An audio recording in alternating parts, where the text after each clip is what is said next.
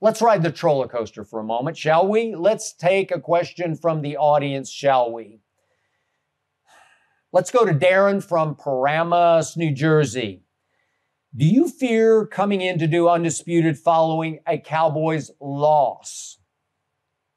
Good question, Darren from Paramus.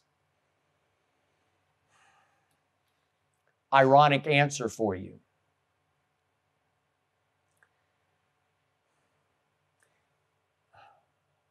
I'm actually better, if you can fathom this, on TV when the Cowboys lose. My bosses at FS1 have always told me, you're just way better when they lose. Why is that? I fought a lot when I was a kid. Not proud of it, but I did. I fought a lot.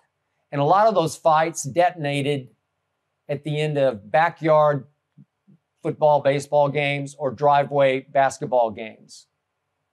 Because I was convinced I was right and everybody else was wrong. And sometimes I would fight 2 or 3 people in a row on the other team because I was right and they were wrong. And there were other fights, schoolyard fights, after-school fights,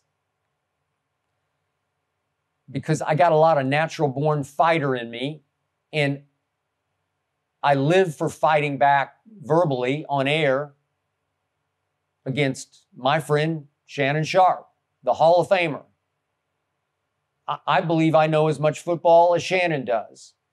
And when the Cowboys lose, I'm just in a fighting mood. And if he tries to shame them or tell me why they lost, I tell him why he's wrong about why they lost. So as much as I despise them losing, and as much as I dread when I go to sleep having to get up and go listen to all the baloney he's going to spew all over me about why they lost and how shameful it was, I got to tell you, it brings me up out of my chair. I'm a sore loser. I'm a poor sport. You can say I pout, you can say I throw tantrums, but I fight back. And conversely, I'm actually a pretty humble and gracious winner, except for, I'll pat them. I do that because that just kills him across the table. How about them Cowboys? I'll save it for when it applies. Right now, it does not apply, so I can't invoke it because that would be blasphemy. But after that opening salvo, I don't know, it's hard for me just to say, well, I tried to tell you, I tried to warn you. That's not great TV either. So the best TV we have is when the Cowboys lose. And I guess, fortunately for the show, they lose a lot of big games.